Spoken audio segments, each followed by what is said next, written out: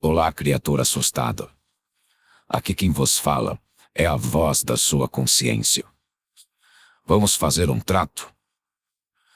Você terá vídeos novos de terror e suspense todos os dias. Mas em troca, você terá de fazer 3 coisas. Primeiro, deixar o seu like. Segundo, se inscrever em nosso canal. E terceiro, comentar sobre o que achou dos relatos. Veja bem, se você não fizer essas 3 coisas, pode ter absoluta certeza que eu irei puxar o seu pé à noite.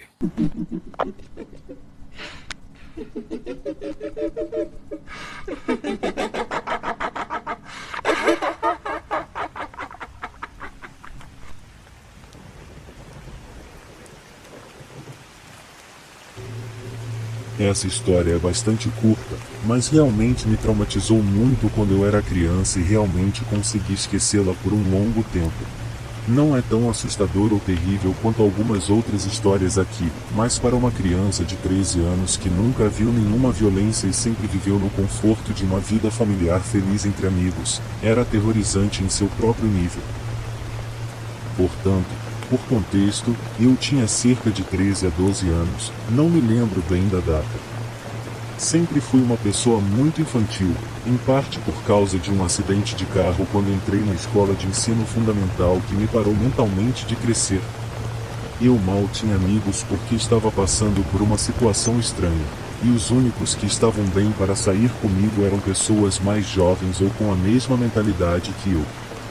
Todos os anos, meus pais me mandavam para um acampamento de verão nas montanhas onde havia basicamente atividades de natureza como caminhadas, exploração de florestas, tudo isso. Vivo na França, e não sei como funcionam os acampamentos de verão em outros lugares, mas aqui funciona basicamente a partir de uma classificação etária.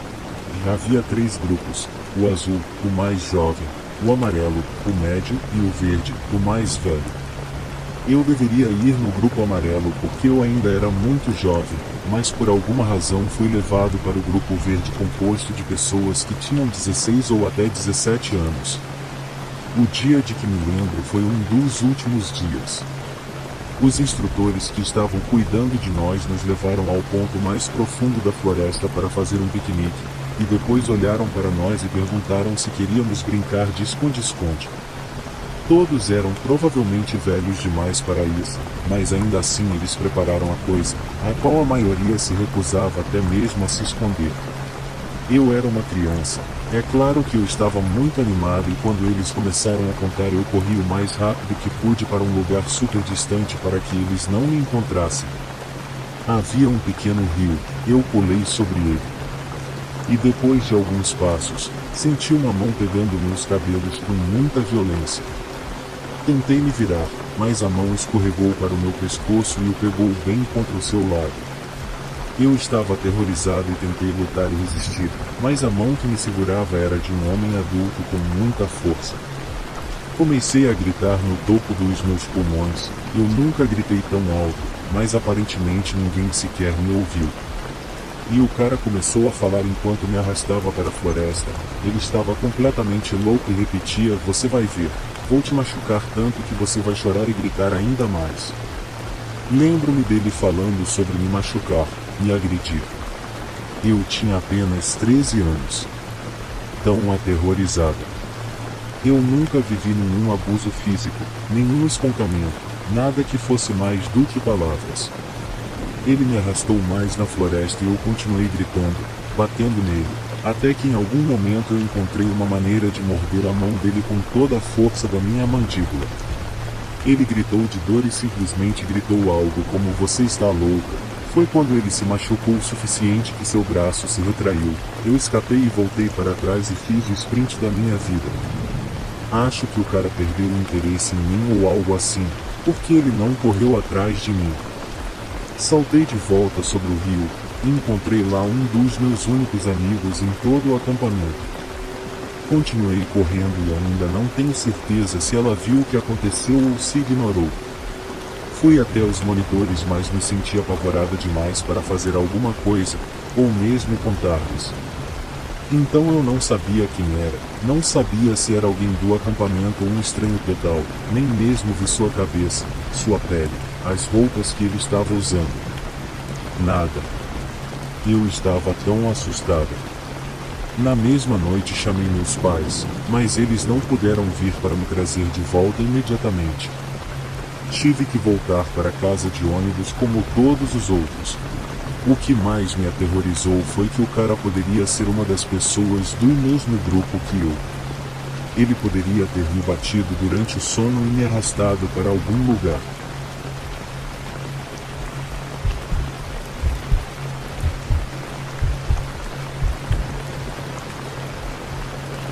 Há alguns anos, eu e 3 amigos fomos a um acampamento de verão de cross country que aconteceu em um luxuoso colégio particular. Eu tinha 16 anos na época e meus 3 amigos tinham 17. Nós estávamos no mesmo dormitório. Cada 2 quartos estavam conectados pelo banheiro, então cada 8 compartilhavam um banheiro. Os meninos estavam no andar térreo e as meninas, nós, estavam lá em cima. Um dia, após nossa corrida matinal, eu e uma de minhas amigas, Emma, voltamos ao nosso dormitório. As outras 2 ficaram de fora e as 4 meninas do quarto ao nosso lado também. Eu sei de fato porque todas elas iam jogar futebol juntas e deixaram a porta do banheiro aberta para que eu pudesse ver que não havia ninguém lá dentro. Eu e Emma nos trocamos e depois nos sentamos em nossas camas e conversamos por cerca de 1 hora. Então começamos a rir de alguma coisa e alguns segundos depois ouvi uma voz profunda de homem rindo conosco. Eu parei imediatamente de rir e a Emma também. Olhamos uma para a outra silenciosamente por cerca de 1 minuto. Senti-me como se estivesse congelada. Então eu disse: vamos almoçar, ou algo do tipo, e pegamos nossas coisas e saímos. Pensei sobre isso, mas estava muito assustada para olhar no armário quando saímos. Dissemos ao meu treinador, ele também era um conselheiro, e então, quando voltamos, uma das conselheiras nos ajudou a procurar e não encontramos nada. Nada tinha sido roubado ou parecia que tinha sido movido. Não temos ideia do que aconteceu, mas ambas ouvimos. Um dos conselheiros foi olhar em volta e encontrou pegadas de sapato na lama ao lado da escada de emergência que subia ao lado do prédio, bem ao lado da janela que dava ao nosso quarto. Não consegui mais relaxar por todo o acampamento.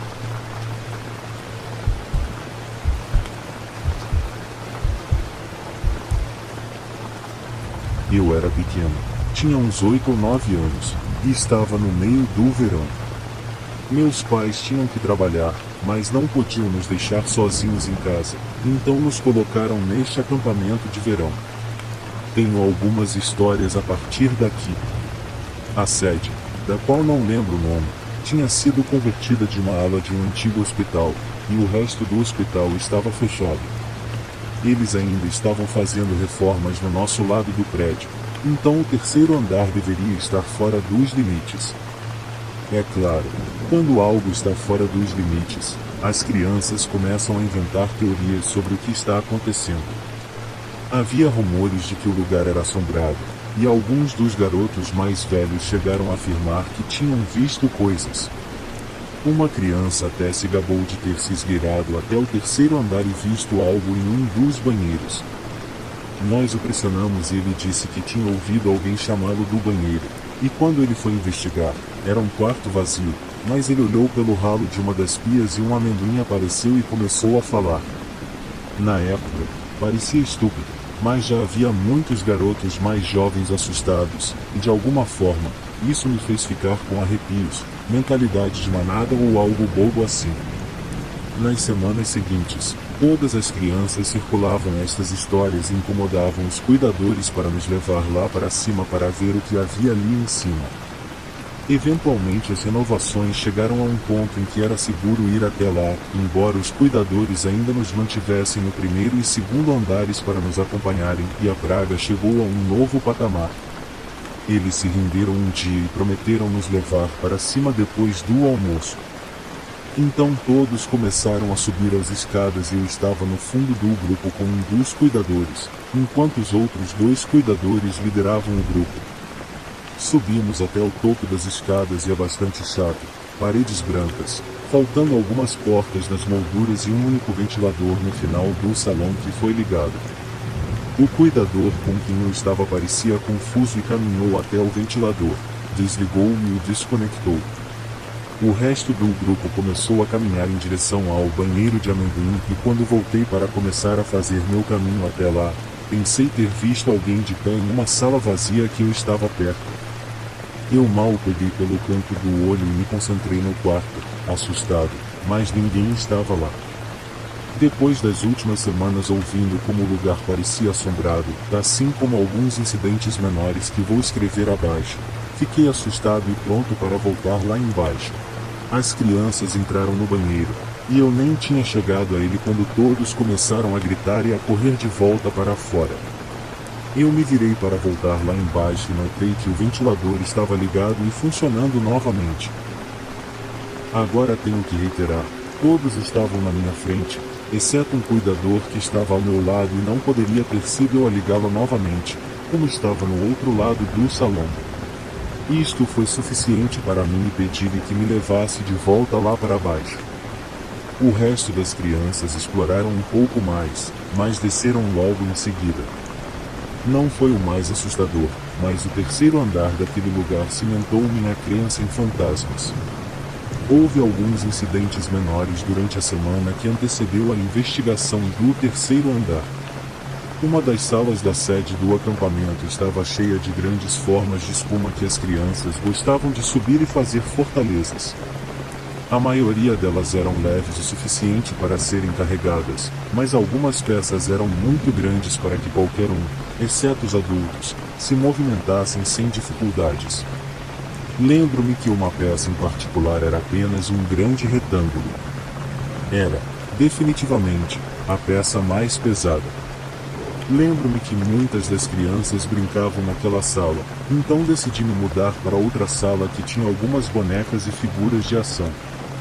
Tivemos um cuidador que nos levou até lá enquanto o outro ficou para trás. Mais ou menos na metade do corredor, ouço um som alto de slap que me fez saltar da pele. Eu estava na parte de trás do grupo novamente, eu era desajeitado e tinha a tendência de apenas seguir outras crianças, e rodei para ver aquela grande peça retangular posicionada atrás de mim a 30 centímetros de distância. A última coisa que me lembro claramente sobre o lugar foi um tempo em que estávamos todos reunidos no primeiro andar. Eu tinha deixado algo no segundo andar, e pedi para subir e pegar. Tínhamos apenas um cuidador conosco na época, e ela não podia me acompanhar com todas as outras crianças que precisava acompanhar, então ela mandou uma das crianças mais velhas me acompanhar por segurança. Chegamos ao quarto e a luz estava apagada, mas o que eu havia deixado estava bem perto da porta, então eu a agarrei. Imediatamente o garoto mais velho com quem eu estava gritou e começou a correr para baixo. Olhei para cima e vi o que parecia ser uma figura no canto da sala e saí correndo. Quando desci as escadas, o garoto riu e me provocou por ter medo de um cabide. Eu fiquei bravo, mas continuei com o dia. Perto do final do dia, estávamos de volta ao segundo andar brincando enquanto esperávamos que os pais aparecessem. Meu pai veio me buscar e eu voltei àquele quarto para recolher minhas coisas. A luz estava acesa, e não havia cabide naquele canto.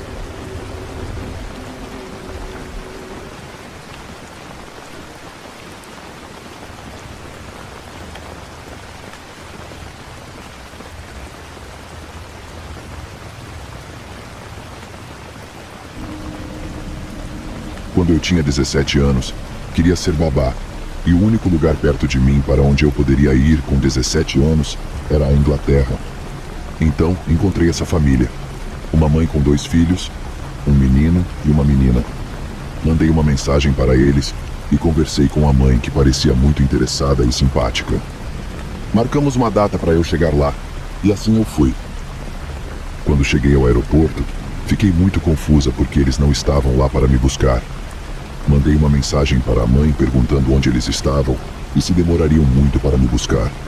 Ela me disse que estava a caminho e que só estava presa no trânsito. Pensei, tudo bem, isso é justo. Ela me disse para ir até a saída e esperar. Então, pouco tempo depois, ela me disse que estava lá e que estava em um carro azul. Eu estava olhando em volta muito confusa, pois não conseguia ver nenhum carro azul ali. Quando finalmente o encontrei, uma mulher diferente daquela com quem eu estava conversando saiu do carro e veio em minha direção. No instante em que fiz contato visual com a outra mulher, recebi uma longa mensagem de texto da mulher para quem eu deveria trabalhar, basicamente dizendo que o marido dela havia chegado do país onde trabalhava e que eles haviam brigado porque ele não queria uma babá em casa e por algum motivo ela não queria me contar isso, então ela simplesmente me deu para sua boa amiga que precisava de uma babá. Eu estava muito confusa e naquele momento, um pouco assustada. Tudo parecia muito estranho, como se alguém estivesse me observando e estivesse esperando o momento certo para enviar a mensagem. A mulher parecia muito amigável, mas estava apressada em pegar minhas coisas e colocá-las no carro enquanto falava comigo. Como sou um pouco nervosa e não sou de confrontar por natureza, não sabia realmente o que fazer ou dizer, a não ser segui-la no que estava fazendo. Quando tudo terminou, ela me disse que deveríamos ir embora, e eu lhe disse que não me sentia muito à vontade com tudo aquilo. Ela me disse que entendia, mas que precisava muito da ajuda e que também tinha apenas 2 filhos em casa. Tivemos que agir rápido por causa do local onde ela estava estacionada, então entramos no carro e começamos a dirigir para fora do local de embarque no aeroporto. Assim que começamos a nos mover, eu disse a ela que estava muito desconfortável com isso e que realmente queria sair e ficar no aeroporto. Ela pareceu um pouco chateada com isso e me disse que com certeza poderia me deixar lá, mas que tinha de sair de onde estávamos, pois poderia receber uma multa por me deixar sair ou algo assim. Dirigimos por alguns minutos, ainda na área do aeroporto, e paramos um pouco para que eu pudesse sair e ligar para meus pais. Falei com eles, chorando o tempo todo. Percebi que, enquanto eu falava com eles, a mulher estava dentro do carro conversando com uma mulher. Aquela com quem eu estava falando, presumo. Eu não entendia o idioma, então não posso dizer sobre o que elas estavam falando. Quando terminei de falar, entrei no carro novamente e disse a ela que realmente queria que ela me deixasse sair. E ela continuou me perguntando se eu tinha certeza de que não queria ir à cidade com ela. Se eu não queria que ela me deixasse no shopping center, é claro que eu lhe disse que não, que eu realmente queria que ela me deixasse no aeroporto. Ela o fez, felizmente, e eu entrei e conversei com meus pais. Depois disso, recebi alguns memorandos de voz estranhos dela e de outras 2 pessoas. Não conseguia entendê-los, mas foi muito estranho. Meus pais também tentaram entrar em contato com ela, mas ela bloqueou os 2. Se você não sabe, muitas babás estão sendo maltratadas. Por isso, para que nos sintamos seguras e certas de que não seremos enganadas no pagamento ou trabalharemos mais do que o permitido, temos que assinar um contrato. Mais tarde, descobri que o contrato que ela havia me enviado era falso e não era realmente obrigatório. Não sei como, mas não era legítimo. Além disso, o endereço que ela havia me enviado também era falso e aparentemente ela também não morava lá. Mais tarde, descobri que a cidade em que eu estava era um ponto de tráfico. Eu não sabia disso até depois do ocorrido. Muitas coisas muito estranhas. Muitas pessoas parecem estar confusas sobre o motivo de eu ter voltado para o carro. Tínhamos nos afastado um pouco do aeroporto, em direção a alguns hangares, ou como quer que se chame, para que eu pudesse sair do carro e ligar para meus pais. Enquanto eu saía, estava a apenas 3 metros de distância do carro, e a porta ainda estava entreaberta para que eu pudesse ouvir a mulher falando ao telefone. Quando voltei ao carro, ela ainda estava falando com ela, mas desligou depois de 1 minuto ou mais. Ela estava com a senhora no viva voz, por isso eu a ouvia. Pedi a ela que me levasse de volta ao aeroporto, e então ela tentou me convencer a deixá-la me levar até a cidade, mas eu disse que não. Agora sei o quanto poderia ter sido perigoso voltar para o carro com ela, mas senti uma espécie de segurança pelo fato de meus pais e 4 amigos meus, que estavam na mesma cidade em que eu estava, saberem o que estava acontecendo. Ela me levou de volta ao estacionamento do aeroporto, para que eu pudesse pegar um dos ônibus para voltar, já que ela teria que pagar para voltar a entrar. Espero que isso tenha esclarecido qualquer confusão.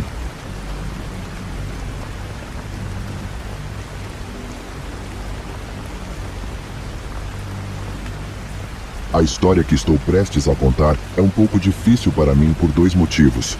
Um deles é que a parte principal ocorreu quando eu tinha cerca de 4 ou 5 anos de idade, o que torna difícil lembrar a maioria dos detalhes da história, o que é parte do motivo pelo qual ela me assombra há 20 anos. O outro motivo é que essa história me deixa desconfortável só de pensar nela, e esta deve ser apenas a 3ª vez que a conto por completo. Então, um breve histórico dessa história é que nasci e cresci em uma família extremamente unida e grande. Todos nós morávamos a cerca de 1,5 km de distância uns dos outros, em torno de um grande parque em uma pequena cidade do Texas. Fato curioso não relacionado para os fãs de terror, esse parque é o local atual da maioria dos assassinatos de um filme de terror famoso. Minha família era repleta de tias e tios, e eu diria que os via pelo menos uma vez por semana durante toda a minha infância. Não posso enfatizar o suficiente o quanto éramos próximos durante a infância, e o quanto eles eram confiáveis, pois isso desempenha um papel importante nesta história. Então, essa história surgiu recentemente entre meu irmão mais velho, minha mãe e eu, porque me abri sobre uma série de pesadelos que me atormentam desde que me lembro. Esses pesadelos são sempre muito parecidos e basicamente consistem em eu, como uma criança pequena em minha casa de infância, tentando escapar da casa enquanto algo horrível me persegue. Na verdade, o algo nunca é visto visualmente, mas é mais como se eu sentisse essa pessoa enorme e ameaçadora me alcançando do escuro, e ela sempre me pega antes que eu possa sair. Isso geralmente faz com que eu acorde suando. Esses sonhos sempre parecem se concentrar em lembranças muito vagas, mas estranhamente detalhadas, de uma babá que tive. É aqui que as coisas ficam estranhas. Essas lembranças que tenho são quase como sonhos. Lembro-me muito especificamente dos detalhes do que estava acontecendo e dos sentimentos que tive durante o momento, mas todo o resto estava fora de alcance. Isso também se aplica à própria babá. Lembro que era uma mulher branca de meia idade, mas não consigo me lembrar de seu rosto. Em minhas lembranças, é como se eu nunca tivesse dado uma boa olhada nela. Os 2 incidentes específicos de que me lembro não foram felizes. A primeira lembrança que tenho é que sempre que eu me metia em encrenca, não me lembro por quê, eu era obrigado a sentar na varanda dos fundos de bermuda e camiseta durante o inverno. Lembro-me porque eu tremia e ficava sentado em silêncio, com medo de que a reclamação causasse mais problemas. A segunda lembrança foi ainda pior para mim. A babá adorava brincar de um jogo que ela inventava. Ela apagava todas as luzes da casa e ia se esconder em um dos quartos dos fundos. Eu ficava na sala da frente e era informado de que se quisesse comer ou assistir à TV, teria de encontrá-la primeiro. Eu nunca tive ideia de onde ela estava escondida, e se eu a encontrasse, ela sairia gritando como uma mulher louca e me perseguiria. Lembro-me de sua risada diante do meu medo. Lembro-me de que muitas vezes eu ficava tão congelado de terror que me sentava no chão perto da porta da frente, com muito medo de procurá-la. Não importava quanto tempo eu esperasse, ela nunca saía do esconderijo. Não importava o quanto eu estivesse com fome. Lembro-me muito bem dessa ocasião. Eu era muito pequeno e estava com medo. Estava choramingando enquanto lentamente ganhava coragem para andar pelo corredor dos fundos à procura dela. Minha fome era mortal naquele momento e eu precisava encontrá-la. Procurei nos banheiros, quartos e armários e nada. Ela não estava em lugar nenhum. Lembro-me de estar no quarto dos meus pais tentando descobrir onde ela poderia estar. Quando a vi, ela era uma forma escura embaixo da cama grande, olhando para mim por baixo da saia da cama. Ficamos olhando um para o outro sem nos movermos. Eu não conseguia ver seu rosto, mas sabia que ela estava sorrindo para mim. Ela era como um animal louco e selvagem ali embaixo. Lembro-me dela deslizando pelo chão tão rápido. Eu gritei e me virei para correr quando ela conseguiu se levantar. E então a memória ficou escura. Não sei o que aconteceu depois disso, e isso me assusta tanto quanto a lembrança que tenho do evento. Nunca compartilhei essas lembranças porque pareciam muito distantes e muitas vezes me perguntava se eram mesmo reais. Um dia, quando eu tinha 20 e poucos anos, mencionei os pesadelos para minha mãe e meu irmão quando estávamos sentados conversando durante uma das semanas em que meu irmão e eu estávamos em casa depois da faculdade. Costumávamos fazer isso para contar histórias engraçadas e lembrar de todas as crianças que conhecíamos há muito tempo. Então, decidi perguntar à minha mãe sobre a babá. Ela pareceu confusa e me disse que nunca contratava babás para mim ou para meu irmão. Como minha família era muito grande e unida, e minha mãe nos protegia muito, Ela nunca confiava em ninguém, além da família, para cuidar de nós. Minhas tias e minha avó eram o oposto absoluto da mulher de que me lembro. Amorosas, gentis, divertidas, e me tratavam como seus próprios filhos. Eu não conseguia imaginá-los fazendo essas coisas comigo. Minha mãe parecia genuinamente confusa, mas também um pouco preocupada. Como uma mãe ficaria ao ouvir uma história tão horrível? Ela me disse que realmente não conseguia nem começar a imaginar de quem eu estava falando. Com sua certeza e com as lembranças sendo tão vagas em pontos importantes, decidi que devia ter imaginado tudo. No dia seguinte, quando estávamos dirigindo juntos, meu irmão voltou a falar do assunto. Sim, eu me lembro disso, disse ele com certa preocupação em sua voz. Lembro-me de ter visto você ser levado para fora e ser forçado a sentar-se lá, e achei aquilo horrível. Não sei por que nunca contamos a ninguém. Ele também não se lembrava de quem era a mulher, mas se lembrava de ter se sentido indefeso com tudo aquilo. Ele só tinha vagas lembranças do jogo horrível que ela fazia, mas ressaltou que não se lembrava de nada que ela o tivesse atormentado. Ele se lembra dos eventos como se fosse um membro da plateia. No entanto, ele se lembrava de coisas que eu não lembrava.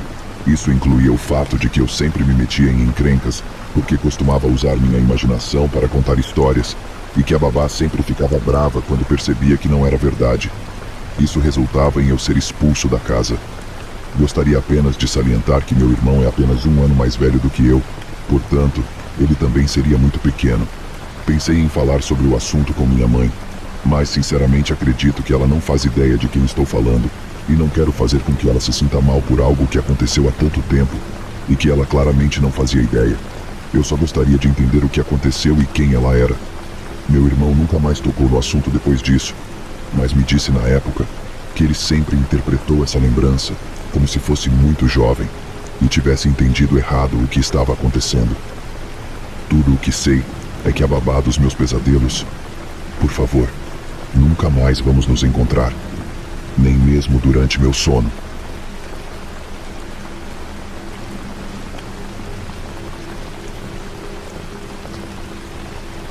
Então, quando eu tinha cerca de 2 ou 3 anos de idade, minha mãe e meu pai, agora divorciados, eram amigos de um casal que trabalhava com meu pai em seu escritório. Eles sempre pediam para tomar conta de mim e gostavam muito de me ver, e meus pais não achavam nada disso. Um dia eles pediram para me levar a Disney World junto com a sobrinha, e minha mãe não teve nenhum problema com isso. Mas meu pai, por outro lado, achou estranho porque eles se ofereceram para pagar tudo para mim. Ele lhes disse que não, e inventou uma desculpa para que eu não fosse. O casal não foi visto por semanas depois disso, e a empresa para a qual meu pai e eles trabalhavam estava sendo investigada, porque o mesmo casal que queria me levar para a Disney cometeu uma fraude enorme e roubou centenas de milhares de dólares. Eles desapareceram, e meu pai não tem ideia do que aconteceu com eles, já que não trabalha mais lá. Mas ele acredita plenamente que eles queriam me levar e sumir comigo. Ele acha que eles não podiam ter seus próprios filhos, e realmente queriam ter um. Mas ainda me assusta o fato de que eu poderia ter uma vida e uma família completamente diferentes. Graças a Deus, meu pai estava em casa porque minha mãe queria me deixar ir. Só para contextualizar, quando era bebê, criança, eu tinha olhos azuis brilhantes e longos cabelos loiros encaracolados, e parecia que poderia estar em filmes e propagandas. Sem querer me gabar, mas eu era um bebê extremamente lindo. Talvez seja por isso que eles estavam de olho em mim. Mas quem sabe eles também quisessem me vender ou algo pior.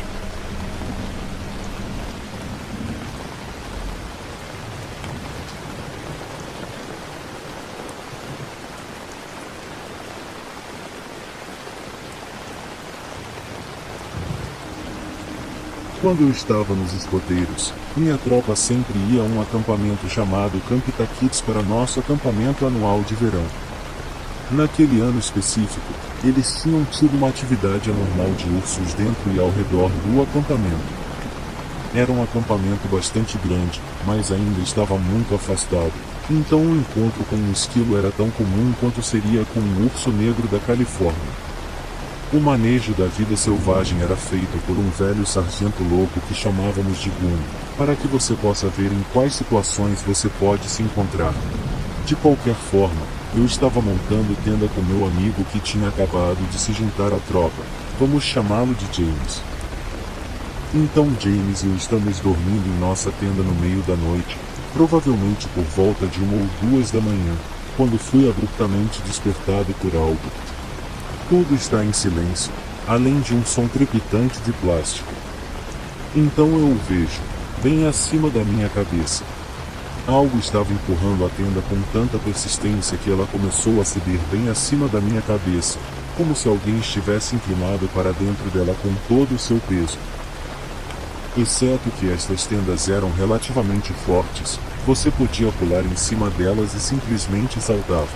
Assim, sendo um menino de 13 anos assustado que eu era, comecei a bater no que quer que fosse com tudo que eu tinha, enquanto simultaneamente batia no James com meu punho para fazê-lo acordar. Mas, lembre-se, James tem um sono incrivelmente profundo, portanto, isto, de fato, não adiantou nada. Quem ou o que quer que seja que estava inclinado, quase toca a minha cabeça quando James acorda do pesadelo que ele estava tendo e solta um grande grito. O que quer que fosse, parou de se apoiar na tenda e desapareceu silenciosamente durante a noite.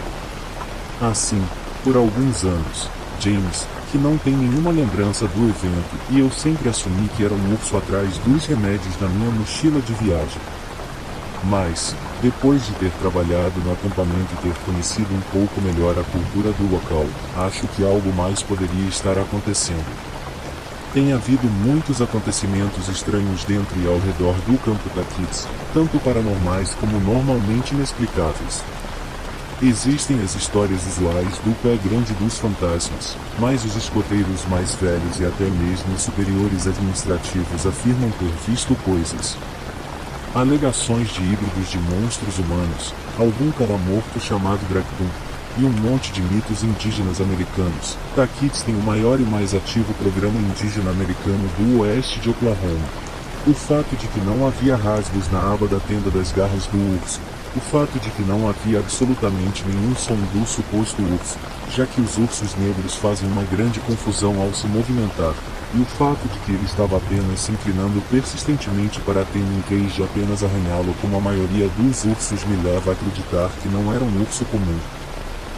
Ele simplesmente não se comportou como os ursos, e mesmo que fossem alguns escoteiros mais velhos tentando brincar conosco, eles não teriam sido pesados o suficiente para se inclinar tão longe na tenda e provavelmente teriam entrado em erupção de riso logo em seguida.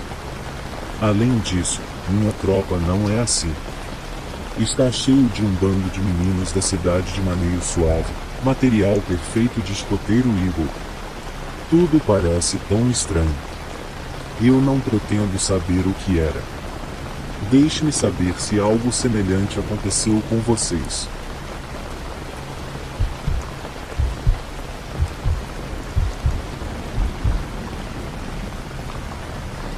Eu costumava trabalhar para meu pai, que era parcialmente autônomo fazendo manutenção regular e retoque de piso para um programa de cuidado infantil chamado Head Start. O único centro estava em uma antiga escola, que foi construída não muito depois da virada do século, e serviu como um edifício de funções eclesiásticas, além de um edifício de habitação e outro de cuidados infantis. Sempre fazíamos andares durante o verão. Qualquer pessoa que tenha descascado e encerado o piso sabe que quando você está colocando o revestimento de volta, é tranquilo e relaxante. Éramos as únicas pessoas no prédio já que era um fim de semana de verão, e mesmo assim nos sentimos mal, mesmo antes de você entrar, como se alguém estivesse observando das janelas do segundo andar. Portanto, aqui estamos nós, fazendo um progresso lento através desta enorme sala, quando ouvimos um movimento lá em cima e paramos. Então pareceu que alguém estava pulando pela sala e de volta, algumas vezes, e parou novamente. Então terminamos a camada e subimos as escadas. O andar de cima era algumas salas de aula com prateleiras, bloqueando o movimento direto de uma ponta a outra, arquivadas com suprimentos das aulas. Ninguém estava lá em cima, então fechamos as portas e descemos as escadas para começar a outra sala. Mais uma vez, esse som começou, mas desta vez eu subi as escadas. O som parou antes de eu chegar ao salão, mas todas as portas estavam abertas em vários ângulos. Não ouvimos mais o som naquele verão, mas meu pai perguntou ao conselheiro de cuidado infantil do outro lado do prédio se eles ouviam algum barulho estranho. Ela disse que não, mas que um dia eles estavam sentados para lanchar e um casal de crianças estava olhando para o canto. O assistente perguntou-lhes o que eles estavam olhando e uma das crianças perguntou por que aquela garota não pode comer conosco. O assistente olhou em volta e perguntou: que garota? E a criança aponta para o canto e diz: a garotinha com o vestido branco. Eu literalmente não pus os pés naquele prédio desde então, e não tenho desejo de fazê-lo. Eu costumava pensar que os fantasmas eram para histórias assustadoras, mas tenho dificuldade em acreditar que isso não seja real.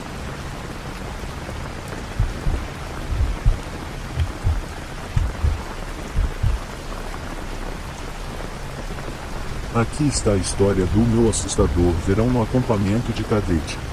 Isto me aconteceu no verão de 2009. Eu estava em um acampamento de 6 semanas da tropa RKD, e basicamente foi a mais maluca 6 semanas da minha vida. Na segunda noite lá, estávamos deitados na cama, em nosso quartel. Somos 8 em um quarto, e estamos acordados por volta da meia-noite falando sobre garotas e mandando mensagens de texto. Um cara, vamos chamá-lo de Alex, é o único que está dormindo e está deitado no beliche de baixo, ao lado da porta. De repente, ele geme e fica tipo: caras, o que estou bebendo? Todos nós rimos, mas quando ele ligou o interruptor da luz, ele estava coberto de sangue. Esta não é a parte estranha, era apenas uma hemorragia nasal. Então chamamos o sargento para trocar seus lençóis e outras coisas, e eles apagam as luzes enquanto ele está se limpando no banheiro. Ficamos ali deitados, olhando para cima, enquanto esperamos que Alex volte. Quando ele retorna, ele acende as luzes. Depois, ele as apaga novamente quando está na cama. Desta vez, notamos que há um brilho estranho no teto. O cara no beliche superior de Alex, vamos chamá-lo de Brad, começa a se assustar e pula de sua cama. Naturalmente, todos nós também saltamos de nossas camas para ver o que ele está fazendo. No teto, em letras brilhantes no escuro, estão as palavras: morra Ada, e parece que há salpicos de sangue à sua volta. A propósito, Ada era o nome de uma criança que supostamente cometeu suicídio anos atrás, naquele mesmo quartel. Tenha em mente que essas letras definitivamente não estavam aqui antes de ele voltar da limpeza de seu nariz. Gritamos pelos sargentos e basicamente não dormimos naquela noite.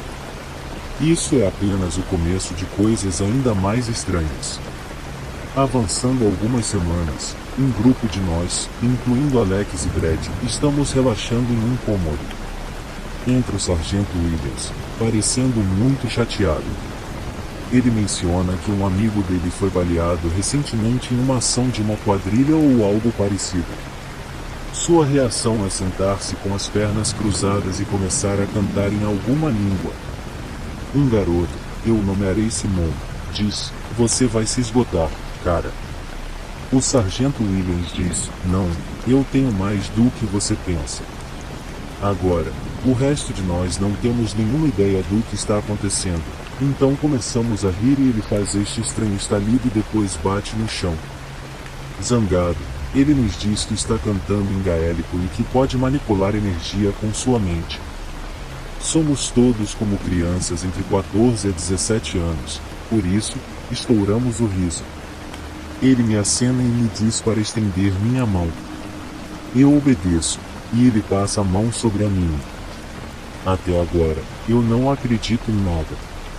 E então minha mão fica muito quente e eu a retraio rapidamente. Estou com muito medo, então eu meio que saio da sala. Alguns minutos depois, o sargento Williams rastreia cada um de nós que estávamos naquela sala e nos diz que, se contarmos alguém, ele nos fará desaparecer. Eu aceno e me calo, sou facilmente intimidado, mas Alex e um de seus amigos vão direto para os sargentos. Eu não estava lá, mas pelo que Alex me disse, Alex e seu amigo foram colocados em isolamento enquanto a polícia chegava e levava o sargento Williams em algemas. Ouvimos rumores de que ele foi temporariamente transferido para um manicômio. Aconteceu mais uma coisa estranha. Estivemos cerca de 4 semanas no acampamento. Era um sábado, e estava ventando muito. Eles não nos deixaram sair de nosso quartel porque aparentemente houve um aviso de tornado e eles estavam de prontidão para nos transferir a todos para o porão ou algo assim. Então todos nós nos sentamos nos corredores, polindo nossas botas e cantando Amazing Grace, quando toda a energia se apagou. Era como um filme, porque havia relâmpagos e coisas assim e as pessoas estavam histéricas. De repente, algum idiota na janela começa a se assustar, e um monte de nós corremos para a janela para ver o que estava do lado de fora. Agora eu não conseguia ver, mas aparentemente as pessoas podiam ver uma figura muito parecida com o sargento William, parado no meio do campo atrás de nosso quartel, olhando para nós. Sério, alguma história bizarra e horrível de terror. Foi incrível e horripilante ao mesmo tempo. As 6 semanas mais loucas de todos os tempos.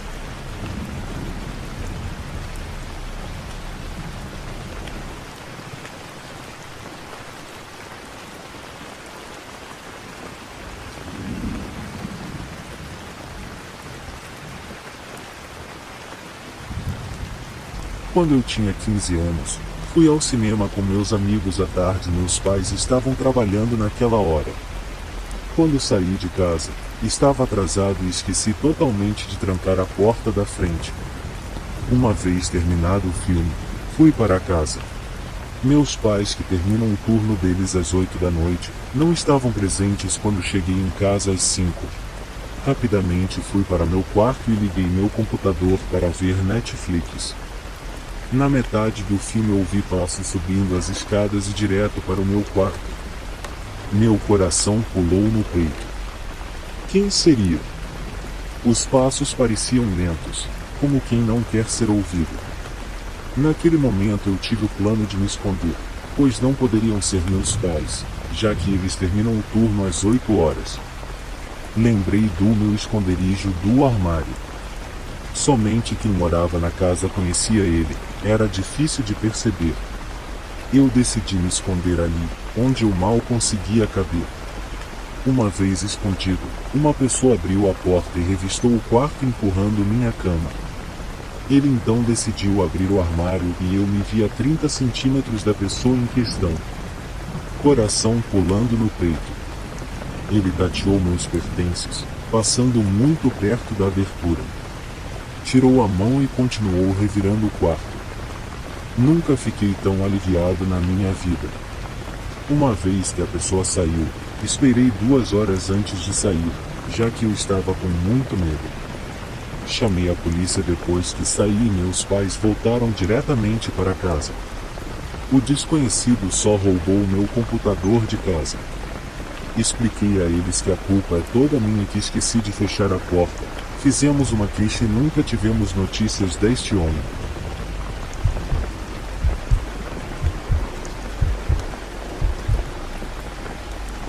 Isto aconteceu provavelmente há 5 ou 6 anos, acho que eu tinha 18 anos na época. Para começar, eu vivia em uma cidade onde os bairros e as florestas se misturam. Há muitas áreas arborizadas onde as pessoas vão para fazer fogueiras e festas.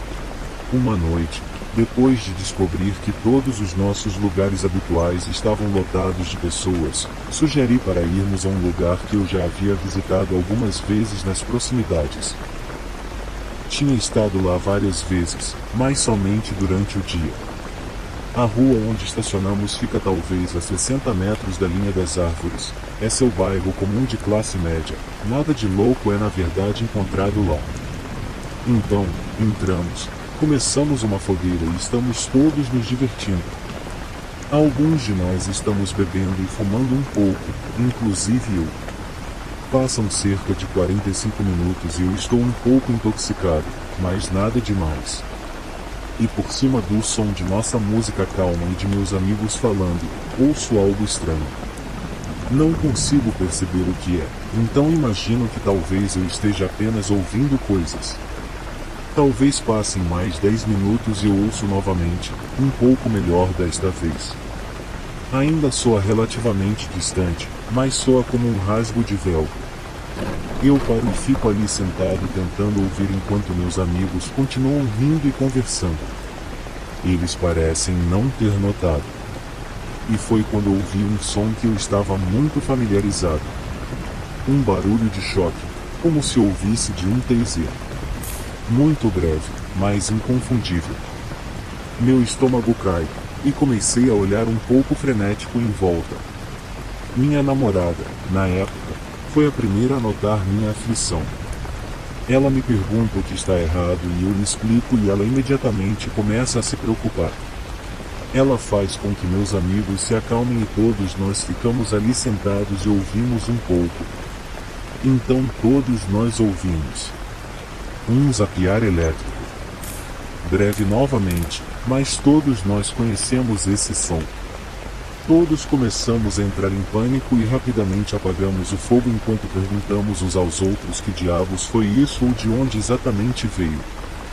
Estamos todos com medo de ir embora, é talvez apenas uma caminhada de 5 minutos até a rua, mas está escuro. Todos nós reunimos a coragem de finalmente caminhar para fora e não nos deparamos com ninguém. Finalmente chegamos à rua e começamos a caminhar até nossos carros, rindo nervosamente e voltando a gostar de estar debaixo de lâmpadas de rua. Eu o vejo primeiro. Ele está caminhando na nossa direção, não para nós, apenas caminhando na direção de onde acabamos de vir. Um pouco para a nossa direita. Ele está segurando uma espécie de pau. A princípio me assustou, mas por um breve segundo eu me acalmei. Era um bairro bastante seguro que eu conhecia muito bem e era muito comum ver pessoas caminhando à noite. Mas depois notei que ele estava olhando diretamente para nós. Aquele olhar está queimado em minha mente. Passamos um pelo outro, meus amigos e eu estamos todos em silêncio, pois estamos encarando de frente com este homem aleatório. E foi quando isso aconteceu. Ele não quebra o contato visual, segura o bastão e sorri este maldito sorriso arrepiante. Seus olhos estão tão abertos.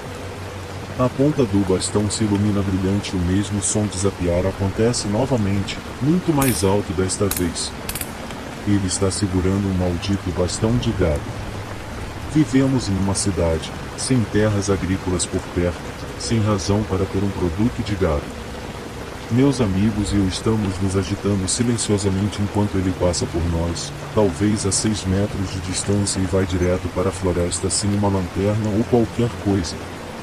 Todos nós entramos em nossos carros e saímos disparados de lá. Nunca mais voltamos àquele lugar.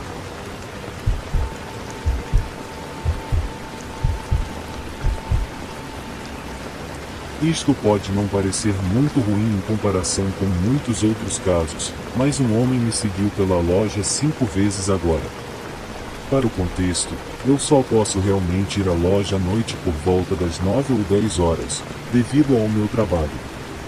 Sei que não é seguro, mas sempre carrego um taser ou spray de pimenta comigo para este tipo de situação.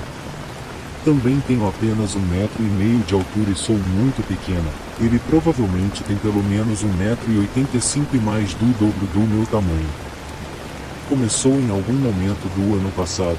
Um homem caminhou até mim enquanto eu estava em um caixa de pagamento automático e começou a me fazer perguntas típicas, como perguntar se eu tinha um namorado, me dizer que ele notou que eu andava por aí e precisava me dizer que eu era bonita, coisas assim.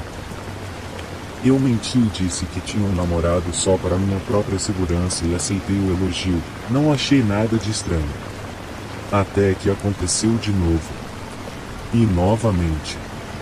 Todas as vezes, ele usava o mesmo roteiro exato na mesma ordem exata e sempre me encontrava em espaços muito fechados. As 3 primeiras vezes ele nunca tinha sequer nada em suas mãos para comprar. A segunda vez eu estava sentada no chão do corredor de maquiagem, totalmente vulnerável. Ele disse a mesma coisa da primeira vez e eu lhe disse educadamente que ainda tenho um namorado, mas obrigada. Foi isso, eu só pensei nisso como uma coincidência. A terceira vez que isso aconteceu, eu estava no mesmo canto da loja, junto às verduras, sem ninguém perto de mim. Ele diz exatamente a mesma coisa das duas primeiras vezes e eu finalmente tive que dizer a ele: você veio até mim 3 vezes agora. Toda vez que você falou comigo, eu lhe disse que não. Preciso que você me deixe em paz, não se aproxime de mim novamente. A quarta vez que aconteceu, passamos um pelo outro e ele percebeu que era eu. Então ele circulou e me seguiu até o corredor dos remédios e fingiu olhar para as garrafas. Cada vez que eu dava um passo para o lado, ele também o fazia. Naquele momento, assim que o vi, chamei um amigo para que eu tivesse alguém que pudesse escutar o que estava acontecendo e para tentar afugentá-lo. Virei a esquina e pude ouvi-lo chamando por mim, então comecei a andar mais rápido. Acredite ou não, acabei encontrando um policial de uniforme mesmo com ele ocupado e me sentindo mal por interromper, pedi ajuda a ele. O policial me acompanhou para fazer o check-out automático e o homem teve a coragem de escolher o balcão bem ao meu lado. O policial me acompanhou até meu carro e eu pude ver o cara me observando no estacionamento. Esta última interação aconteceu há apenas alguns minutos. Eu estava procurando algo para o jantar e saí da comida congelada para a maquiagem. Adivinhe quem passou por mim ao mesmo tempo. Nós nos cruzamos e eu continuei andando e fui checando por cima do meu ombro. Ele ainda estava me observando. Eu me assustei e me escondi em um corredor de maquiagem. Espiei e com certeza ele estava olhando para cima e para baixo nos corredores para ver para onde eu ia. Mandei uma mensagem para minha mãe e um amigo apenas porque eu não sabia o que fazer. Quando vi virar, fui procurar um gerente, mas consegui ouvir suas chaves seguindo atrás de mim. O gerente me acompanhou para verificar e mais uma vez, ele escolheu o balcão ao lado do meu. O gerente me acompanhou para fora e ele me seguiu e me viu entrar no meu carro. Fiz alguns círculos para ter certeza de que ninguém estava me seguindo e voltei para casa. Estou sendo idiota e exagerada? Isso já aconteceu 5 vezes. Depois da terceira vez que aconteceu eu denunciei a um gerente diferente e ele me disse que se alguma vez estivesse na loja novamente ele seria removido e banido, mas aquele não estava aqui esta noite. Para onde devo ir a partir daqui? O oficial que me ajudou até me disse que infelizmente ele não podia fazer mais do que me acompanhar até a saída. Eu sei que não deveria ir tão tarde, mas é a única hora em que posso ir. Os outros supermercados ficam muito mais longe, mas vou mudar mesmo assim meu local de compra. Esse cara não vai parar, e tenho medo que isso passe de espreitadas medonhas no mercado a algo mais sério.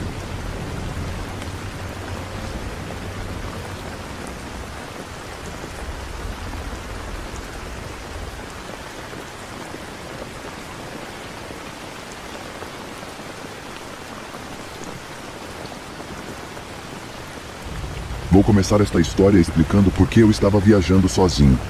Uma das minhas melhores amigas, Kayla, e eu trabalhamos sazonalmente em um alojamento para caminhadas na Colômbia Britânica durante o verão. Somos ambas moças de 20 e poucos anos. Ela mora e estuda em New Brunswick, e eu moro e trabalho como chefe em Toronto durante o inverno.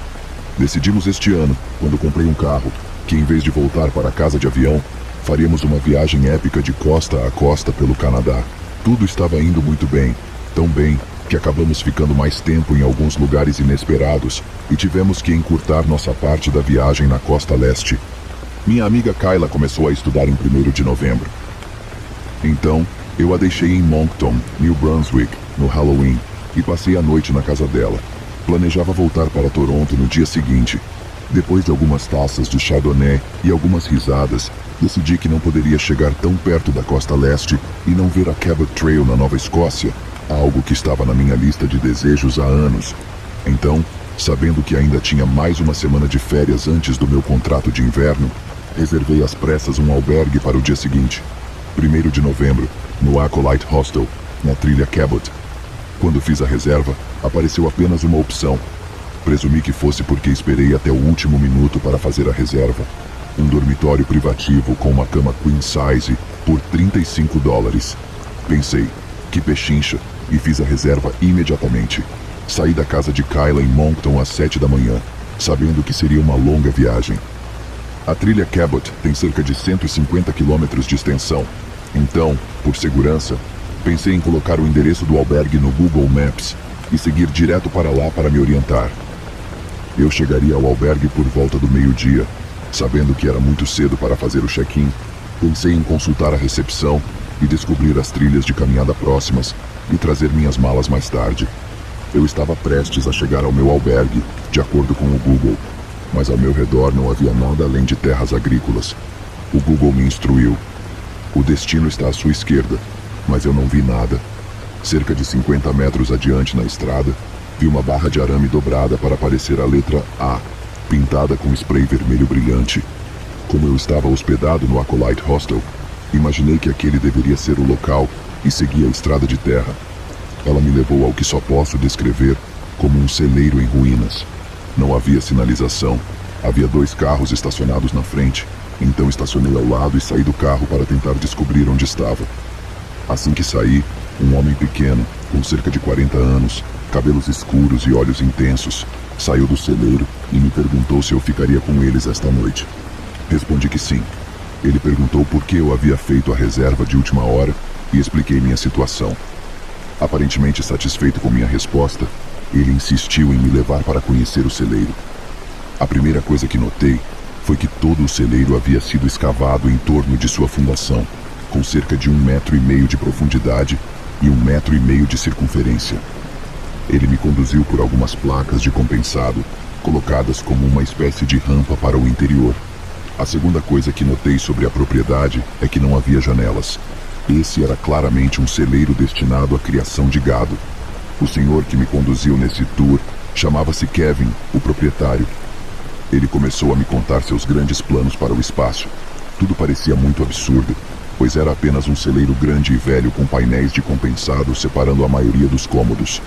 Ele me conduziu pelas escadas esqueletais, feitas de madeira compensada, e tábuas de 2x4 até o loft da cabana, onde eu dormiria naquela noite, junto com sua família, a mãe de seu filho de 5 anos, seu filho e a própria mãe de Kevin, que insistia para que eu a chamasse de mãe. O andar de cima era certamente aberto, com uma cortina frágil separando as camas nas laterais e uma grande área aberta no meio.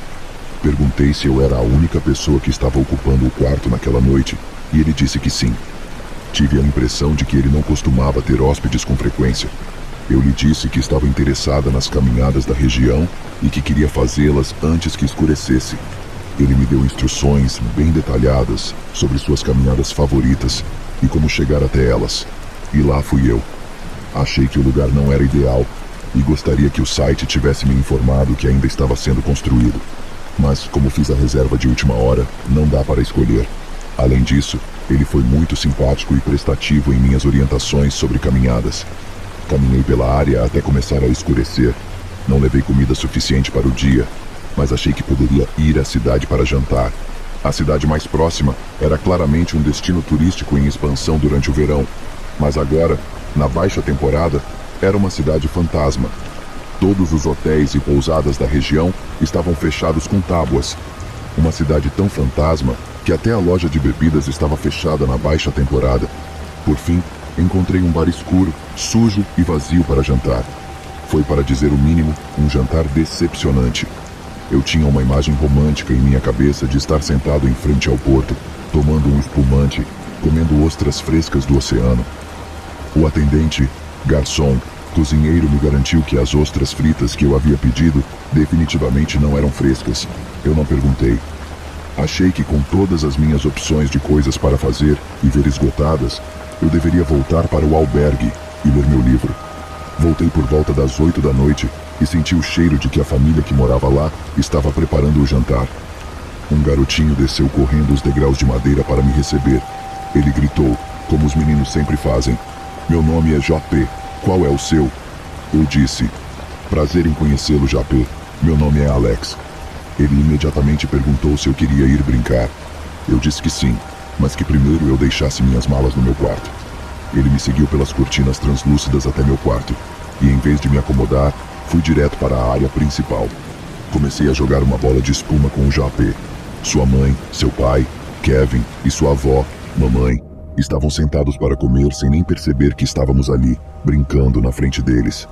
A mãe e o pai começaram o que parecia ser uma discussão básica, que acabou se transformando em gritos um com o outro. Completamente surpresa, eu disse ao JP que precisava ir para o meu quarto e ligar para a minha mãe, pois ela está se perguntando onde estou.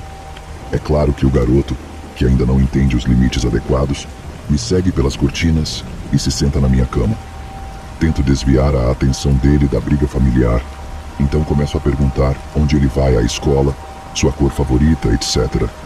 Sua mãe começa a chamá-lo, mas ele não responde e prefere se sentar no meu colo e me abraçar. Sem querer causar problemas, grito para a mãe que ele está no meu quarto.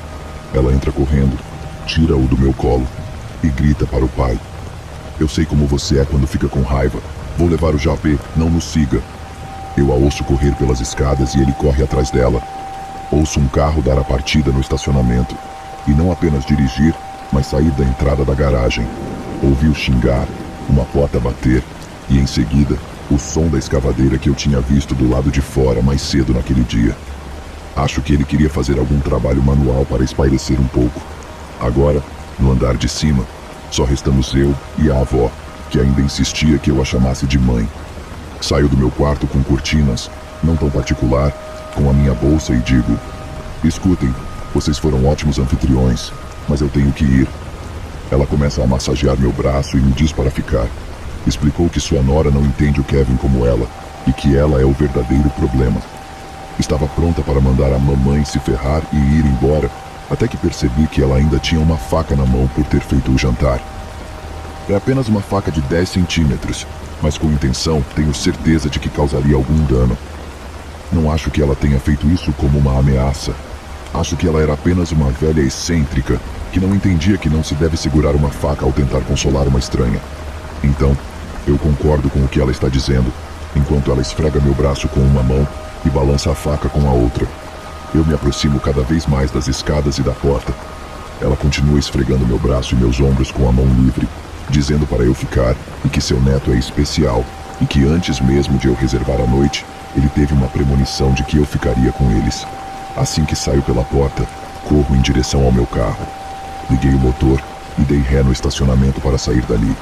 Kevin, com a escavadeira, bloqueia o caminho, com uma vala de cerca de 1,5 metros em um lado da entrada e a floresta atrás de mim. Ele sai, pede desculpas e diz que eu devo ficar, que ele vai me compensar. A sua mãe sai com a faca ainda na mão, dizendo que a culpa de eu sair é do Kevin. Eles brigam por 5 minutos inteiros até que eu grito que se eles não me deixarem ir embora, vou chamar a polícia. De repente eles ficam super defensivos, como se eu que estivesse sendo irracional. Então, eu desligo o motor e começo a discar. Kevin volta para sua escavadeira e começa a dar ré. Assim que ele se afasta o suficiente, vejo uma abertura para atravessar a grama. Ligo o motor novamente e saio da garagem, com certeza causando danos à suspensão do meu pequeno sedã. Assim que a propriedade desaparece de vista, ligo para minha amiga Kayla. Não há sinal. Lembrei-me do início da tarde quando cheguei ao albergue. Eu estava indo verificar minhas mensagens e vi o sinal de sem serviço. Mesmo que eu quisesse, não teria conseguido chamar a polícia. Dirigindo pelo caminho de volta, perdida em meus pensamentos, a menos de 5 minutos dali, vejo a placa Acolyte Hostel, seguido por um prédio novo com alguns carros na frente. O lugar onde eu fiquei não era o hostel original onde eu deveria ter ficado. Quem eram aquelas pessoas? Por que mentiram sobre isso? Não quis saber. Dirigi por 6 horas direto para Moncton, New Brunswick, e fiquei com a Kayla.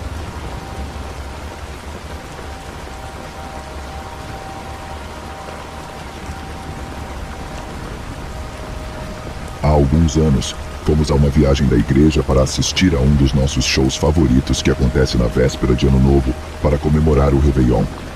Não são apenas concertos, mas há todos os tipos de outros eventos e coisas para fazer além da música. De qualquer forma, decidimos ir de última hora, e muitos dos hotéis da região estavam lotados. Acabamos ficando em um motelzinho de beira de estrada, a cerca de 30 minutos de todos os eventos, e praticamente no meio do nada. Todo o lugar era estranho e me deixou desconfortável, mas achei que poderíamos lidar com isso. Então, fomos separados.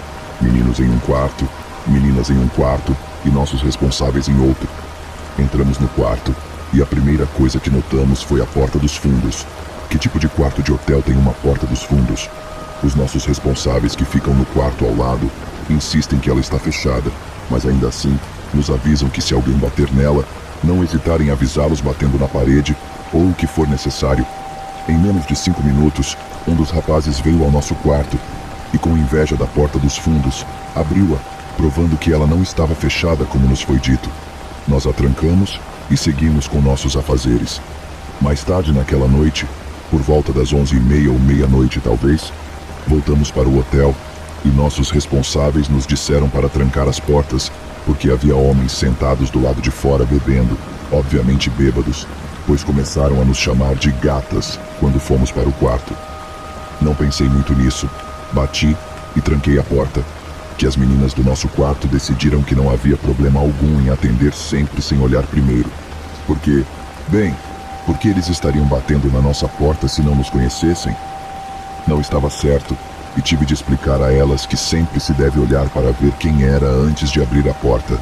Naquela noite, tarde da noite, fui acordada por um som estranho, quase como uma batida. Levantei-me e olhei em volta do quarto antes de perceber que alguém estava batendo a nossa porta. Levantei-me da cama muito silenciosamente, com o cuidado de me mover o mais silenciosamente possível, e fui até a porta para verificar o olho mágico, pensando que talvez os responsáveis estivessem fazendo alguma verificação estranha tarde da noite.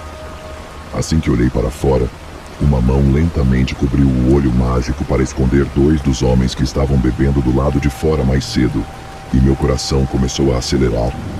Voltei lentamente para a cama, tentando ficar quieta e calma enquanto as batidas continuavam, apenas para ver uma sombra se mover pelo canto do olho e perceber que havia alguém do lado de fora da porta dos fundos também, pouco visível pela janela embaçada. Uma das garotas com quem eu estava acordou também, confusa, enquanto olhava para mim. Usei meu telefone para explicar a situação silenciosamente, e nós duas esperamos, apavoradas, enquanto observávamos as sombras através das janelas e esperávamos que elas fossem embora logo. Em algum momento nós duas conseguimos dormir novamente, mas quando saí do quarto na manhã seguinte, havia um papel no chão. Em uma caligrafia muito trêmula e bagunçada, estava escrito: "Ver seus lindos olhos foi o suficiente." Ainda me lembro perfeitamente desse bilhete, mesmo depois de tê-lo rasgado e jogado no vaso sanitário para evitar que alguém descobrisse. Eu era jovem e estúpida. Olhando para trás agora, sei que deveria ter ido direto a um responsável e contado o que aconteceu. Poderia ter sido uma situação muito perigosa, e sou extremamente grata por ter acordado, em vez de uma das meninas que teria aberto a porta sem verificar, e também grata por ter verificado 3 vezes as portas para ter certeza de que estavam trancadas. No entanto, ao mesmo tempo, isso também não me pareceu um grande problema na época. Não resultou em nada além de paranoia extrema por um tempo, mas, no geral, os únicos efeitos de longo prazo foram uma sensação ruim, temor permanente de motéis de beira de estrada.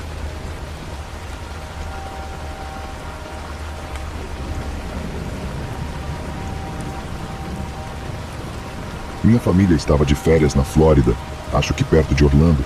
Eu tinha 16 anos na época. Tínhamos acabado de nos instalar em nosso quarto de hotel e estávamos com fome, então meus pais saíram para comer pizza. Eu estava muito cansado, então decidi ficar no quarto. Pouco tempo depois, ouvi batidas na porta e me levantei para abrir, achando que eram meus pais com a comida. Mas decidi olhar pelo olho mágico para ter certeza, e havia 2 caras com o rosto coberto tentando abrir a porta. Recuei e pude ouvi-los girando a maçaneta e empurrando, então me apavorei e gritei: "Saiam, vamos chamar a polícia." Peguei o telefone do hotel e comecei a ligar para o saguão contando o que estava acontecendo, e ouvi quem quer que fosse começar a correr pelo corredor. A equipe apareceu, mas não encontrou quem quer que fosse. Pelo menos que eu saiba, meus pais apareceram um pouco mais tarde e conversaram com a equipe e tudo o mais. Mas sim, eu estava muito abalado. Não foi uma maneira divertida de começar as férias de verão. Ainda bem que não abri a porta direto.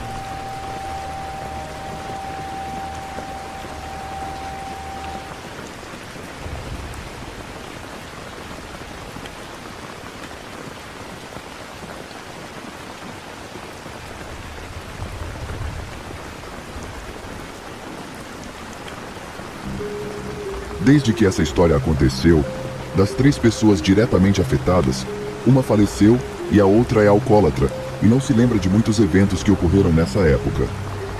Nos anos 90, minha família ia de carro para a Flórida todos os anos. Normalmente, meu pai, minha mãe, meu irmão e eu íamos de carro para passar uma semana com meus avós, que ficavam em St. Pete. Meus pais estavam tendo muitos problemas nessa época, depois se divorciaram. Então, quando eu tinha 8 ou 9 anos, minha tia e 2 primos, um menino e uma menina, foram conosco para a Flórida. Meu pai ficou para trás. Nosso plano era dirigir de uma cidade muito pequena nos arredores de Indianápolis até St. Pete Beach durante a noite, o que levava cerca de 18 horas. Saímos por volta das 6 da tarde, armados com uma tonelada de filmes para o novo aparelho de DVD no tarroio da minha mãe. As 4 crianças foram no banco de trás. Havia apenas 3 assentos no banco de trás. Então, um de nós se revezou na área do porta-malas, enquanto os outros se sentaram em um assento de verdade. Os 2 meninos eram os que estavam brigando pelos assentos. Então minha prima e eu ficamos no assento enquanto os outros 2 brigavam. Logo depois de sairmos, já estava escuro, mas isso não importava, pois estávamos todos cochilando ou assistindo a filmes enquanto nossas mães conversavam no banco da frente. Por volta da 1 hora da manhã, paramos no sul do Tennessee para abastecer. Era um pequeno posto de gasolina, um lugar que minha mãe tinha visto da rodovia e que era de fácil acesso. Como éramos jovens, saímos para ir ao banheiro, mesmo que estivéssemos dormindo. Minha tia levou seus 2 filhos ao banheiro primeiro, enquanto meu irmãozinho e eu esperávamos minha mãe abastecer o carro. Saí para dar uma volta e me esticar, e tive a chance de realmente observar o posto de gasolina e a área ao redor. Logo atrás do posto de gasolina, havia algumas casas pequenas. As luzes estavam acesas e eu podia ver pessoas nelas, mas não prestei muita atenção. O posto estava vazio, com exceção de nossa família e do atendente de plantão na loja. Não demorou muito para que nossa tia e nossos primos voltassem, e meu primo mais velho subiu no porta-malas enquanto minha tia entrou no banco do motorista. Meu irmãozinho sonolento, minha mãe e eu fomos ao banheiro feminino. Meu irmão, com cerca de 5 anos na época, queria ir ao banheiro masculino, mas minha mãe disse que não. Ele poderia entrar conosco. Ele foi, mas reclamou enquanto estávamos lá dentro. Eu fui ao banheiro primeiro e, como era a mais velha, quis sair do banheiro e procurar um lanche ou algo assim sozinha. Saí do banheiro e notei um homem no balcão. Não foi difícil notar o homem. Ele estava gritando com o funcionário e sacudindo uma arma. Por sorte, eu não tinha sido notada e entrei no banheiro rapidamente, sem que a porta se fechasse e me trancasse do lado de fora. Minha mãe estava terminando de se arrumar e deve ter notado minha expressão, pois me perguntou o que havia de errado. Eu disse a ela que havia um cara armado lá fora e que ele estava gritando com o funcionário. Como ela já havia terminado, disse a meu irmão e a mim que ficássemos atrás e saiu pela porta. Ela fechou a porta e a trancou para que ninguém entrasse. Ela disse a meu irmão e a mim que assim que o caminho estivesse livre, correríamos para o carro e entraríamos, sem fazer perguntas. Ficamos prestando atenção para ver se algo mudava, e logo ficou tudo quieto do outro lado da porta. Olhamos para fora, e o funcionário finalmente nos notou. Se vocês correrem agora, ele não os verá. O funcionário havia dito. Eu não tinha certeza de onde o cara estava, mas ele não estava mais na frente. É seguro sair? Minha mãe perguntou a ele. O homem assentiu e nós saímos correndo pela porta e entramos em nosso SUV ainda aberto. Minha mãe fechou a porta de trás, onde meu primo estava, e as portas laterais quando entramos, e subiu no banco da frente rapidamente. Temos que ir agora, ela disse à minha tia. O que há de errado? Vamos. Antes de o motor ser ligado, ouvi 2 estrondos. Quando estávamos descendo a rua, havia carros de polícia dirigindo na direção do posto de gasolina. Finalmente, depois de estarmos a alguns quilômetros de distância, contamos a minha tia e para meus primos o que havia acontecido. Eles disseram que, enquanto estávamos no banheiro, ouviram o que parecia ser portas batendo com muita força ou carros dando ré. Sem nada para comparar, não sabíamos como seriam os sons de tiros, e minha tia e meus primos que estavam no carro não sabiam se deveriam reagir. Morar em uma cidade pequena com pouquíssima violência na época não nos preparou para algo assim. Dirigimos durante a noite no limite e chegamos à Flórida com um suspiro de alívio no dia seguinte. Tentei checar o noticiário para ver se havia alguma notícia de um assalto a um posto de gasolina no Tennessee, mas, como estava a 2 estados de distância, não encontrei nada no noticiário. Eu era jovem e ainda achava que sabia tudo o que havia a saber no mundo. Finalmente, contei a um de meus amigos essa história pela primeira vez.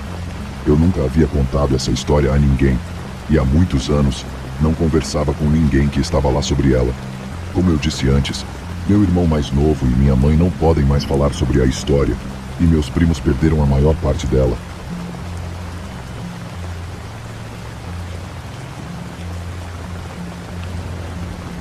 Há alguns anos, um dos meus amigos mais próximos se mudou para o outro lado do país com sua namorada de longa data para trabalhar em um emprego que ele não podia recusar. O único problema que ele teve foi que não queria levar seus cães com ele quando se mudaram, pois ficariam em um hotel no primeiro mês. Ele também estava um pouco relutante em levá-los de avião, devido a preocupações com a saúde de ambos os animais. Quando ele encontrou uma casa para alugar, estava sentindo falta de seus amigos peludos e pediu a sua irmã, a outro amigo próximo e a mim que os levássemos até ele em Los Angeles. Como somos da cidade de Chicago, a viagem seria longa, mas com nós 3 para fazer a viagem de quase 30 horas, seria muito fácil. Saímos cedo e dirigimos por longas horas. Durante o trajeto, meu amigo e eu decidimos que faríamos a maior parte da viagem sozinhos, e se fosse necessário, deixaríamos a irmã do nosso amigo dirigir um pouco. Estávamos com o tempo um pouco apertado devido a um problema com o contrato de aluguel, então não tivemos o luxo de parar muitas vezes depois de uma estadia de 8 horas em um La Quinta Inn em Denver. Quanto à viagem em si, foi relativamente tranquila, exceto pelo fato de termos sido parados logo antes de entrar em Utah por dirigir por 3 quilômetros na faixa da esquerda de uma rodovia vazia. Desse ponto em diante, passamos por Utah, Arizona e Nevada sem muitos problemas, até entrarmos na Califórnia e precisarmos abastecer. Eu estava dirigindo a maior parte do primeiro dia, e depois de ser parado, coloquei meu amigo para dirigir. Fiquei no banco do carona como navegador, procurando no GPS uma parada para abastecer. Ficamos atentos às placas de sinalização e descobrimos uma placa apontando para Yermo Ghost Town, ou algo parecido, que tinha um posto móvel. Que maravilha! Também era conveniente, pois estava localizado quase diretamente na saída da interestadual. Chegamos com um pouco mais de vapor de combustível quando nos aproximamos das bombas. Normalmente, deixamos os cachorros saírem em todas as paradas, mas como havíamos parado pouco antes, e os 2 cachorros estavam dormindo confortavelmente no banco de trás, decidi abastecer sem que ninguém saísse do veículo. Meu amigo nos colocou do lado oposto de um sedã verde batido com um senhor baixo e rechonchudo que acabara de dar a volta para se aproximar da loja. Notei alguns outros carros nas bombas, todos desocupados, e havia alguns outros carros estacionados perto do posto, provavelmente dos funcionários. Então nada parecia fora do comum, até eu passar meu cartão de crédito. A bomba rejeitou minha primeira tentativa de passar o cartão, o que considerei um erro de leitura. Passei o cartão novamente e a bomba disse: "Por favor, consulte o atendente." Fiquei irritado, mas precisávamos de gasolina. Bati na janela, contei ao meu amigo o que estava fazendo e perguntei se alguém precisava de alguma coisa. Depois de anotar seus pedidos de Gatorade e cigarros, fui até a loja e fiz uma anotação mental de como esse posto de gasolina era estranho. Um pouco silencioso, especialmente para um posto logo após a interestadual. Mas isso não importa. Ao entrar, porém, mais estranheza. A primeira coisa que notei foi que havia algumas caixas de batatas fritas no chão, como se alguém estivesse abastecendo as prateleiras e tivesse desistido. Ao desviar para a direita, notei que imediatamente não havia ninguém circulando pelo local. Com os 6 carros além do meu lá fora, achei que veria alguém. As coisas ficaram ainda mais estranhas quando percebi que não havia ninguém atrás do balcão, nenhum cliente ou funcionário. E então me dei conta. O que havia acontecido com o senhor que estava na bomba ao lado da minha? Com certeza não poderiam estar todos no banheiro. Foi aí que comecei a sentir uma sensação de estômago embrulhado. Algo não está certo. Sempre fui uma pessoa que achava que podia confiar em meus instintos, e esses instintos estavam gritando para que eu saísse dali. Quero correr, mas me contenho. Eu pareceria suspeito ao reservar o carro em um posto de gasolina vazio e decidiria simplesmente agir com calma. Natural. Não deixe que a sua linguagem corporal revele o quanto você está surtando na sua cabeça. Eu provavelmente fiquei dentro desse posto de gasolina por apenas alguns minutos quando saí, mas parei logo antes de sair para ouvir alguma coisa. Qualquer coisa. Uma descarga de banheiro teria sido um bom som, mas nada. Quando saio da loja e vejo meu carro, começo a sentir medo. É como aquele momento em um filme em que o herói está prestes a chegar ao fim do julgamento, mas a fanfarra comemorativa desaparece, e naquele silêncio, algo vem e o derruba. Estou a cerca de 25 metros do carro quando vejo esse senhor sair pela lateral da loja em frente a mim. Esse não é o mesmo homem que vi enquanto abastecia o carro. Ele era maior e tinha uma expressão peculiar no rosto. A melhor maneira de descrevê-lo é como o sorriso de um monstro em um filme de terror. Nesse momento, voltei para o carro com mais urgência. E é claro, meu amigo trancou a porta do carro como um completo palhaço idiota. Há também um Golden Retriever de 50 quilos sentado em meu assento. Aparentemente, meus companheiros de viagem não notaram o quanto eu estava assustado, nem o senhor assustador que ainda caminhava em minha direção. Dei um soco na janela e disse a ele para destrancar a maldita porta, e ele só abriu a janela pela metade para me dizer que o cachorro estava no meu assento e que eles estavam com medo de que ela pulasse quando eu abrisse a porta. Eu coloquei a mão e joguei o cachorro no banco de trás com toda a força que pude, enquanto meu amigo só agora percebia como eu estava assustado. Ele ligou o carro e deu partida rapidamente. Dei uma última olhada para trás e vi que o cara havia parado a cerca de uma bomba de gasolina de onde estávamos, ainda com a mesma expressão no rosto. Encontramos outro posto de gasolina mais adiante na estrada, dessa vez com um monte de gente dentro e fora. Depois de assustar meus amigos com a história enquanto eu abastecia, voltamos para a Interestadual, o que significava passar por aquele posto de gasolina novamente. Passaram-se cerca de 15 minutos, desde que saímos do posto inicialmente, e ficamos em silêncio ao perceber que aqueles mesmos carros ainda estavam parados nos mesmos lugares onde os havíamos deixado. Depois de ficar completamente assustado por alguns quilômetros, recebi uma ligação telefônica da empresa do meu cartão de crédito sobre uma cobrança de $100 no posto móvel.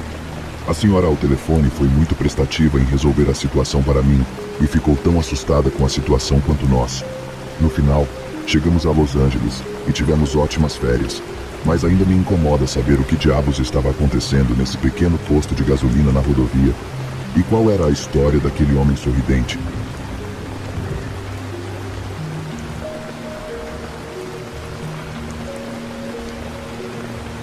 Lembrei-me de algo que aconteceu com minha melhor amiga e eu há alguns anos, e achei que poderia compartilhar aqui. Quando minha melhor amiga, na época, e eu éramos veteranos no ensino médio, por volta de 2016, fizemos uma viagem de fim de semana para visitar minha avó a algumas horas de distância da minha cidade na Geórgia, Estados Unidos. A cidade em que morávamos era comparativamente pequena para o estado, mas uma das maiores cidades em um raio de poucas horas. Mas tivemos de viajar cerca de 2 horas e meia por cidades minúsculas e um tanto caipiras para chegar à casa da minha avó. Estávamos voltando para casa quando tivemos que parar em um posto de gasolina, literalmente no meio do nada. Estou falando de campos de milho, campos de algodão, ruas sem sinalização ou luzes, nem mesmo sinais de parada, e definitivamente sem serviço de celular. A loja de conveniência anexa ao posto de gasolina tinha talvez alguns lanches dentro, mas parecia deserta do lado de fora, nenhum outro carro ou pessoa à vista, e não nos preocupamos em comprar nada além de gasolina. Paguei com cartão, principalmente porque não queria deixar minha amiga de 1,5 m e 50 quilos sozinha no carro enquanto eu entrava sozinho. Outro carro parou do outro lado da única bomba de gasolina enquanto eu começava a abastecer, e por causa de tudo o que eu havia lido na internet, eu já tinha uma sensação estranha e decidi ficar alerta e ficar do lado de fora do carro com a porta do lado do motorista aberta para que a minha amiga pudesse ver e ouvir tudo o que estava acontecendo. Um homem mais velho, magro, com cerca de 50 anos, saiu do carro e parecia estar pagando na bomba e parado ao lado do carro enquanto abastecia. Mas, depois de alguns segundos, ele deu a volta na bomba e se posicionou ao redor da porta do meu carro para ficar a 1 palmo de mim e perguntou se poderia abastecer para mim. Por sorte, o bico de gás estava travado, então ele estava bombeando sem que eu precisasse segurá-lo, e eu imediatamente me coloquei entre a abertura da porta e o homem, e me preparei para fechar a porta comigo dentro dela, ou movê-la e batê-la atrás de mim para proteger minha amiga, se necessário. Com calma, eu lhe disse que estava tudo bem. Não, obrigado. Ele me olhou de cima a baixo com o canto do lábio inclinado para cima e disse: garotas bonitas como vocês não deveriam estar aqui sozinhas e definitivamente não deveriam ter que fazer isso sozinhas. Deixe um homem ajudá-la, querida. E cobriu minha mão com a sua, enquanto pegava a bomba de gasolina que eu estava segurando. Tirei minha mão de debaixo da dele e fechei a porta do carro, pensando que a última coisa que eu queria era que ele entrasse no meu carro e fosse embora com minha amiga no banco do passageiro. Essa situação estava ficando perigosa, e meu comportamento habitualmente educado ficou sério quando me lembrei de algo que li na internet, que dizia que era melhor ser seguro e parecer malvado do que ser educado e desconfortável. Então respondi e disse: Senhor, saia de perto de mim. Eu posso abastecer meu próprio combustível. E já disse não. Obrigado. Deixe-nos em paz. Ele não se mexeu, apenas ergueu o queixo e conseguiu fazer contato visual comigo, sem qualquer inclinação dos lábios. Eu o encarei e achei que já tinha conseguido gasolina suficiente para sairmos de onde quer que estivéssemos. Então mantive o contato visual, puxei o bocal e basicamente o joguei de volta na bomba antes de entrar no meu carro e ir embora antes mesmo de ele se mexer. Quando estávamos indo embora, olhei pelo retrovisor e vi que o carro dele nem estava sendo abastecido, o que me disse que ele estava passando e decidiu ajudar uma donzela em perigo. Minha amiga estava tremendo durante todo o caminho para casa, dizendo que teria deixado o homem abastecer seu carro. Mas fico feliz que parte da confiança que adquiri com essas histórias tenha me ajudado a ficar atenta e a reagir com confiança suficiente para sair da situação.